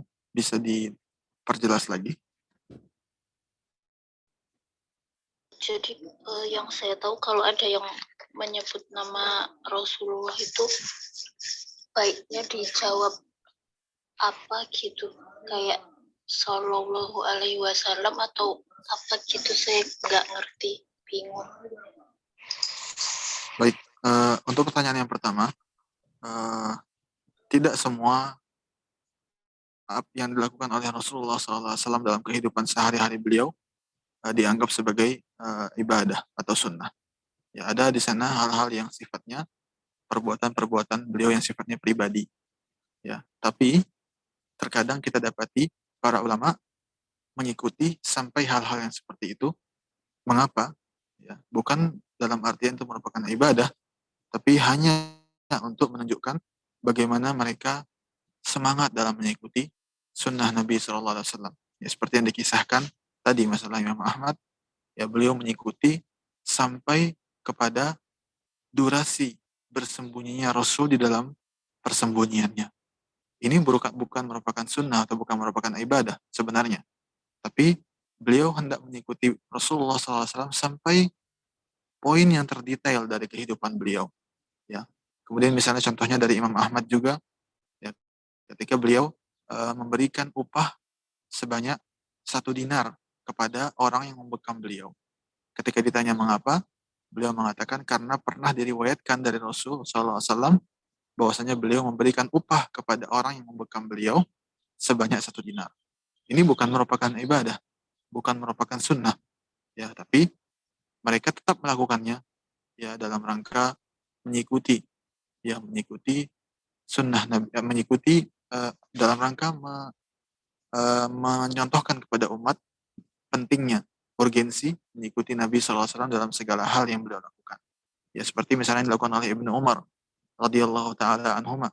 Ya, beliau ketika sedang berjalan di salah satu jalan kota Mekah, tiba-tiba beliau berhenti. Tidak ada hal apa-apa, tidak ada urusan apa-apa, tiba-tiba beliau berhenti saja. Ya, kemudian orang-orang yang menemani beliau, ya para sahabat itu biasanya ditemani oleh murid-muridnya. Bertanya, wahai Ibnu Umar, kenapa engkau tiba-tiba berhenti di sini? Ya, mengapa engkau tiba-tiba berhenti di sini? Baru kata Ibnu Umar, iya dulu saya pernah melihat Rasulullah SAW berhenti persis di tempat ini setelah berumrah. Ya, setelah berumrah. Jadi Ibnu Umar ketika itu pulang dari umrah, kemudian ketika hendak pulang, beliau tiba-tiba berhenti di suatu tempat tanpa ada alasan apa-apa. Ketika ditanya, beliau mengatakan, iya dulu Rasul pernah berhenti di sini, maka saya suka berhenti di sini juga. Ya, beliau tidak memerintahkan kepada orang lain untuk berhenti, tapi beliau hanya ingin, ya, mengenang Rasul SAW dengan mengikuti segala apa yang beliau lakukan. Ya, seperti misalnya ada sebuah pintu di Madinah ketika itu, di masjid kalau tidak salah, ya, Rasulullah mengatakan, bagaimana kalau alangkah baiknya kalau pintu ini kita jadikan khusus untuk pintu masuk akhwat, untuk pintu masuk wanita. Ya, baru kata Ibnu Umar, saya tidak akan pernah masuk lagi lewat pintu ini. Ya, karena Rasulullah pernah mengatakan, alangkah baiknya jika pintu ini jadi pintu khusus untuk masuk wanita. Maka sejak itu Ibnu Umar tidak pernah lagi masuk melewati pintu tersebut. Dan banyak hal lainnya. Ya, untuk mengetahui hal ini tentunya kita harus mempelajarinya juga. Yang mana di antara hal-hal yang Nabi lakukan yang termasuk ibadah sunnah, mana yang tidak. Ya, seperti itu. Jadi jawaban atas pertanyaannya, ada hal-hal yang dilakukan oleh Rasulullah SAW yang tidak dianggap sebagai ibadah, tidak dianggap sebagai sunnah. Kemudian pertanyaan yang kedua, memang ketika disebutkan nama Rasulullah, ya, Muhammad atau Rasulullah atau Nabi Muhammad, maka hukumnya mustahab, ya, atau sangat-sangat mustahab bagi kita untuk mengucapkan sallallahu alaihi wasallam, ya, sallallahu alaihi wasallam. Jadi setiap disebutkan nama Rasulullah, nama Nabi Muhammad, maka disunnahkan bagi setiap kita, ya ditekankan, ya, bagi setiap kita untuk mengucapkan sallallahu alaihi wasallam, mengucapkan doa, salawat dan salam kepada beliau. Dan ini dilakukan oleh para ulama dari zaman ke zaman. Ya, bahkan bukan hanya ketika mendengar, tapi ketika menulis juga. Ya, ketika menulis misalnya Nabi Muhammad, maka mereka sudah merasa merupakan kewajiban mereka untuk menulis setelahnya sallallahu alaihi wasallam. Ya, bahkan sebagian mereka menganggap itu sebagai amalan yang mereka harap balasannya besar nanti di hari kiamat. Yang mereka mengatakan, saya sengaja memperbanyak tulisan sallallahu alaihi wasallam ketika menulis buku, ya semoga ini menjadi pemberat timbangan amal baik saya di hari kiamat nanti. Jadi ini merupakan adab terhadap Rasul sallallahu alaihi wasallam. Ketika nama beliau disebut, kita membaca sallallahu alaihi wasallam atau hal-hal yang senada dengannya. Misalnya alaihi salatu wassalam atau Allahumma salli wa sallim alaihi, ya, dan seterusnya. Wallahu a'lam.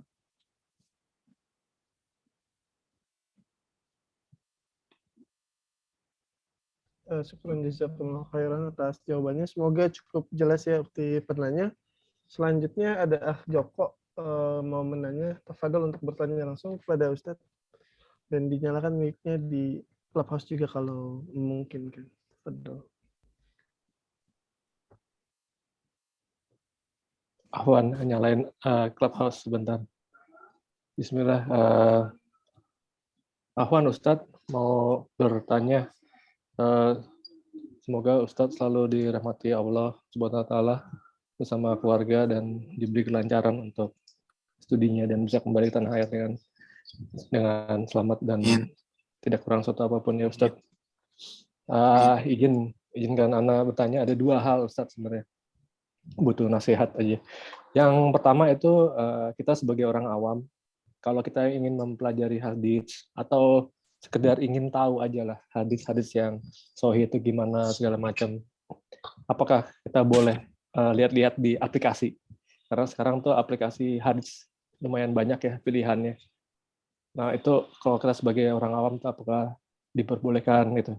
Ana minta nasihatnya untuk itu.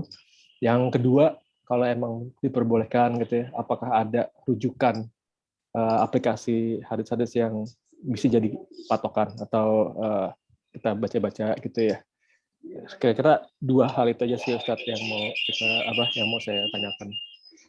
Syukron Ustadz, barakallahu fiik. Barakallahu fiik. Ya, jadi untuk pertanyaan yang pertama, masalah membaca hadis sendiri gitu ya, Pak Joko, sebagai orang awam. Betul. Ya, untuk membaca saja itu sebenarnya merupakan hal yang baik ya. Berinisiatif untuk membaca Al-Quran, membaca hadis sendiri, itu hal yang luar biasa, hal yang insya Allah pahalanya sangat besar. Tetapi seperti yang saya tadi garis bawahi, ya, kita sebagai orang yang sebagai orang yang mungkin pengetahuan agamanya masih belum cukup, atau studi kita tentang Al-Quran dan hadis belum terlalu banyak, ya sudah sepatutnya ketika kita menemukan sebuah hadis atau sebuah ayat yang agak rancu pemahamannya bagi kita, maka kita harus menanyakan juga kepada ustadz kita. Ya, jadi boleh kita membaca, tapi apabila bertemu dengan hal yang mungkin sulit untuk dipahami atau mungkin terkesan seakan memberikan suatu faedah yang mungkin bertentangan dengan apa yang kita ketahui selama ini, ya maka itu harus kita tanyakan kepada para ulama, kepada ustadz kita, ya. Jadi membaca Al-Quran dan hadis sendirian itu hal yang baik, tapi tetap harus di bawah bimbingan guru-guru yang mumpuni tentunya, Pak Joko. Jadi membaca ayat dan hadis itu perlu bimbingan guru atau bimbingan buku misalnya yang terpercaya. Terlebih lagi ayat Al-Quran. Ya, ayat Al-Quran ini terkadang kalau kita baca terjemahannya saja, itu bisa memberikan makna yang mungkin membuat kita salah paham tentang maknanya. Ya, misalnya seperti ada yang kemarin Pak Joko sempat tanyakan kepada Ana di pesan pribadi, ya, masalah langit dan bumi. Ya, jadi Allah Subhanahu Wa Taala menyatakan bahwasanya orang-orang yang beruntung yang masuk surga itu kekal di dalam surga selama langit-langit dan bumi itu masih ada. Ya, kadang orang kalau baca ini saja mengatakan, kalau begitu berarti kalau langit dan bumi sudah sirna, berarti kekekalan di surga berhenti. Ya, padahal di situ ada makna-makna yang tersembunyi yang biasa digunakan oleh orang-orang Arab tentang ibarat ini. Ya, jadi ada beberapa hal yang perlu kita lihat tafsirnya. Ya, mungkin sebagian ayat itu jelas maknanya, seperti misalnya katakanlah Allah itu Maha Esa, ya, Allah tidak beranak dan tidak pula diperanakkan, dan Allah tidak memiliki sekutu apapun atau sesuatu yang sama dengannya. Ya, ini mungkin bisa kita pahami sendiri. Tapi ada beberapa hadis, beberapa ayat yang perlu kita baca. Bahkan seperti saya misalnya sudah memahami bahasa Arab misalnya, itu ada beberapa kalimat yang saya harus merujuk lagi ke bukunya para ulama yang menjelaskan apa sebenarnya makna dari kata ini. Ya, terlebih lagi bagi mereka-mereka yang belum memahami bahasa Arab. Tentunya bimbingan butuh lebih lagi. Ya, bimbingan itu butuh lebih lagi. Kemudian untuk pertanyaan yang kedua, masalah rekomendasi rujukan, ya, kita mungkin bisa merujuk kepada website-websitenya asatidzah kita. Ya, ustaz kita punya beberapa website yang bisa kita lihat di situ. Hadis-hadis yang mereka bawakan, ayat-ayat yang mereka bawakan. Atau ada sebuah website yang biasa saya lihat juga, kalau tidak salah domainnya itu atau linknya itu Islam Q&A, ya, Islam Q&A. Kalau bahasa Arabnya Islam soal wa jawab, Islam questions and answers kalau dalam bahasa Inggrisnya. Nah, itu dalam website ini ada pilihan bahasanya banyak. Ya, ada pilihan bahasanya banyak, bisa kita lihat. Dan kalau yang berbahasa Arab, ya sebenarnya kalau dalam berbahasa Arab banyak sekali aplikasi yang recommended, tapi masalahnya belum ada terjemahannya. Nah, ini mungkin bisa dijadikan proyek nanti oleh Pak Rama mungkin, ya, untuk aplikasi-aplikasi itu kita cari aplikasi-aplikasi yang sudah muktabar di dunia Islam sebagai sumber hadis. Nah, kita buat versi terjemahannya. Seperti itu. Misalnya dalam berbahasa Arab ini ada sebuah aplikasi yang dibuat oleh Rajihi. Ya, kita tahu bahwasanya bank terbesar di Arab Saudi adalah Bank Rajihi. Ya, orang yang termasuk orang paling kaya di Saudi. Ya, beliau ini punya proyek membuat suatu aplikasi ibaratnya sebagai ensiklopedia hadis. Ya, yang berisi seluruh hadis atau hampir seluruh hadis yang ada di dunia saat ini beserta dengan penjelasannya. Tapi semuanya masih dalam bahasa Arab. Nah, kalau kita bisa buat itu terjemahannya, maka subhanallah mungkin bisa memberikan manfaat kepada banyak orang. Ya. Adapun untuk aplikasi bahasa Indonesia secara khusus yang terkait dengan ensiklopedia hadis, Ana sampai saat ini belum tahu, ya, karena Ana belum pernah juga menggunakan aplikasi yang berbahasa Indonesia. Tapi mungkin nanti kalau Ana tahu, insya Allah akan Ana infokan ke Pak Joko dan juga kepada teman-teman, insya Allah. Barakallahu fiik. Semoga terjawab, ya, Pak Joko. Iya, jazakallah khairan Ustaz atas jawabannya. Sangat jelas. Allah.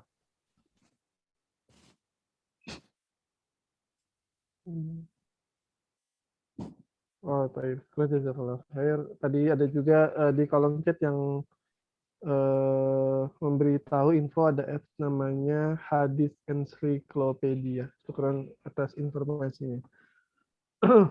Baik, di Ana belum ada lagi yang ingin bertanya, dan di eh, Zoom juga belum ada. Mungkin Akh Agung monitor apakah ada di back channel antum pertanyaan. Ada. Baik. Syukran, jazakallah khair, Akh Agung.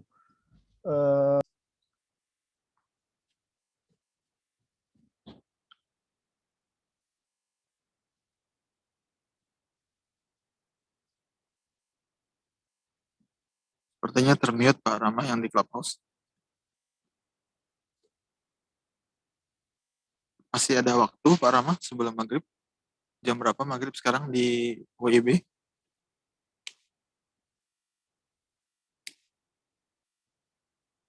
Oh ya, kalau gitu masih ada ya waktu untuk kuis ya.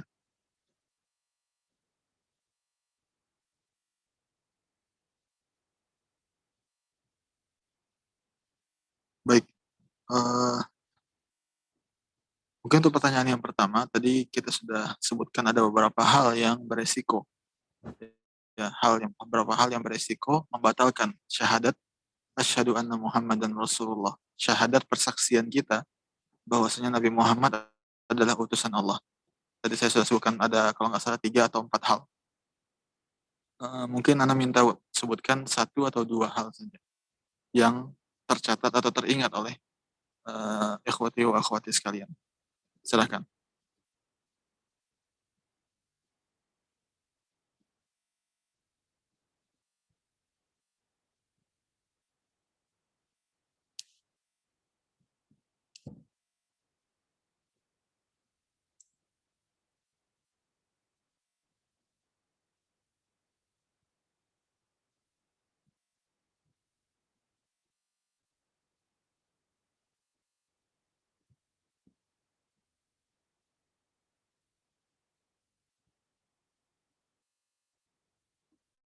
Ya, apa saja itu Pak hal yang bisa membatalkan itu? Tadi saya ada sebutkan beberapa.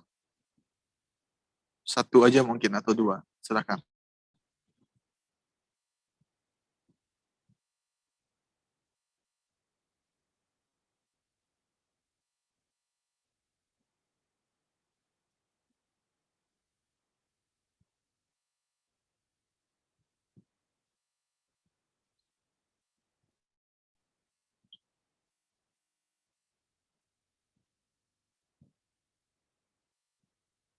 Ya, betul. Jadi mengingkari atau meragukan atau merendahkan salah satu syariat yang datang melalui Rasulullah SAW kepada kita, itu bisa membuat keislaman seseorang itu batal, membuat syahadatnya terbatalkan. Ada hal lain Pak Soleh yang diingat?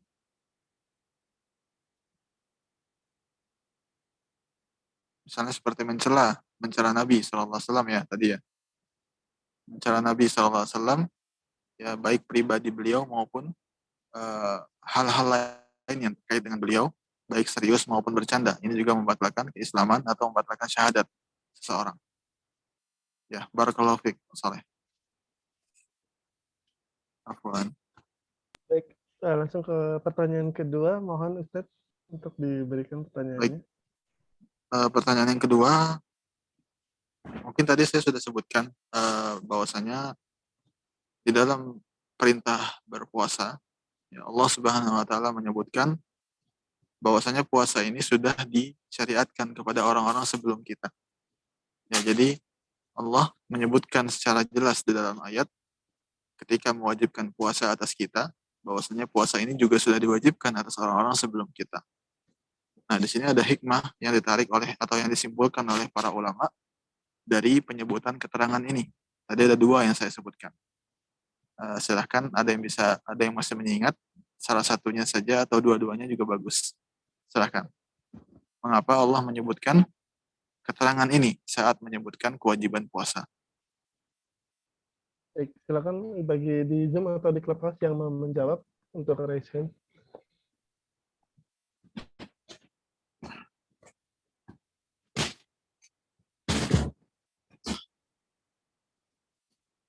Baik. Silakan.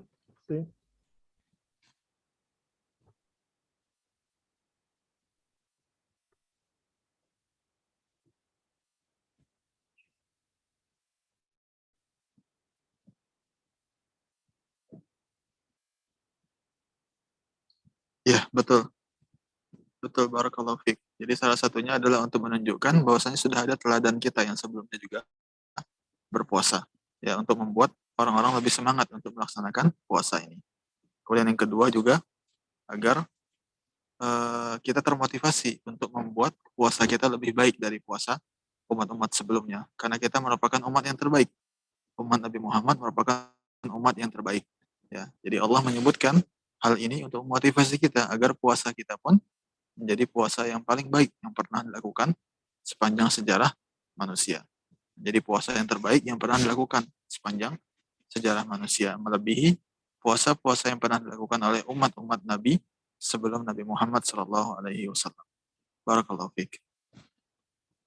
Baik, Ana kembalikan lagi kepada Pak Rama. Jazakumullah khair. Baik, Taufik barakallahu Ustaz. Assalamualaikum. Anda ucapkan syukran jazakumullahu khairan atas ilmu serta banyaknya nasihat yang Ustaz berikan kepada kami, wabil khusus di dalam kajian hari ini. Semoga Allah senantiasa membalas seluruh kebaikan Ustadz. Semoga Allah selalu merahmati Ustadz beserta keluarga dan orang-orang yang Ustadz cintai. Dan juga semoga Allah memberkahi ilmu dan usia Ustadz. Amin ya rabbal alamin. Anda juga ucapkan syukran jazakumullahu khairan kepada seluruh teman-teman baik di Zoom dan juga di Clubhouse yang telah menghadiri kajian ini. Juga teman-teman yang telah mengikuti kuisnya dan bertanya kepada Ustadz. Karena dari pertanyaan antum semua, kami mendapatkan lagi atau mendulang lebih banyak lagi faedah di kesempatan kali ini, juga memurajaah lagi apa-apa yang disampaikan oleh Ustadz. Masya Allah, Allahumma barik. Baik, selanjutnya mungkin Ana kembali kepada Ustadz untuk menutup. Ustadz, bagaimana, apakah langsung ditutup atau mungkin Ustadz mau memberikan ringkasan dari apa yang disampaikan kali ini, Ustadz? Ya, mungkin sebagai ringkasan, kita ulang lagi perkataan tadi Abdullah bin Mas'ud radhiyallahu taala anhu, ya, bahwasanya kewajiban kita adalah mengikuti saja dalam hal agama, ya, bukan berinovasi atau berimprovisasi atau mengadakan hal-hal yang baru, tapi ittabi'u, ya, cukup ikuti karena apa yang telah sampai kepada kita dari syariat itu sudah cukup, ya, tidak memerlukan penambahan apapun, sebagaimana yang Allah Subhanahu wa taala firmankan bahwasanya pada hari ini al-yauma akmaltu lakum dinakum wa atmamtu alaikum ni'mati wa raditu lakumul Islam madina. Ya, pada hari ini telah aku sempurnakan untuk kalian agama kalian dan aku telah sempurnakan atas kalian nikmatku dan telah aku ridhai Islam sebagai agama kalian. Jadi Islam yang sudah ada ketika itu, Islam yang sudah ada ketika Rasulullah SAW wafat, itu adalah Islam yang telah Allah ridhai. Jadi tidak perlu Islam yang ada tambahan lagi dari kita, ada inovasi lagi dari kita. Ya, jadi dalam masalah ibadah, kita diperintahkan untuk mengikuti. Karena disitulah keberkahan dalam beragama. Keberkahan dalam beragama adalah dengan mengikuti apa yang telah sampai kepada kita dari Rasulullah SAW tanpa menambahkan hal-hal yang baru kepadanya. Barakallahu fiik, barakallahu fiikum jami'an, wa jazakumullahu khairan. Semoga Allah mudahkan kembali bagi kita untuk sama-sama belajar di pertemuan selanjutnya. Jazakallahu khair Pak Rama, silahkan ditutup. Baik Ustaz, marilah sama-sama kita tutup majelis ini dengan doa kafaratul majelis. Subhanakallahumma wa bihamdika asyhadu an la ilaha illa anta astaghfiruka wa atubu ilaik. Barakallahu fikum jami'an. Baik Ustaz, di Clubhouse Anda izin untuk end room-nya ya. Syukran jazakallahu khair. Syukran jazakallahu khair Ustaz. Jazakallahu khair Ustaz. Semuanya sehat-sehat. Barakallahu. Ana izin pamit teman-teman di Zoom. Semoga sehat selalu ya. Amin amin Allahumma amin. Amin. Jazakumullah khair. Wa iyyakum Ustaz. Assalamualaikum. Assalamualaikum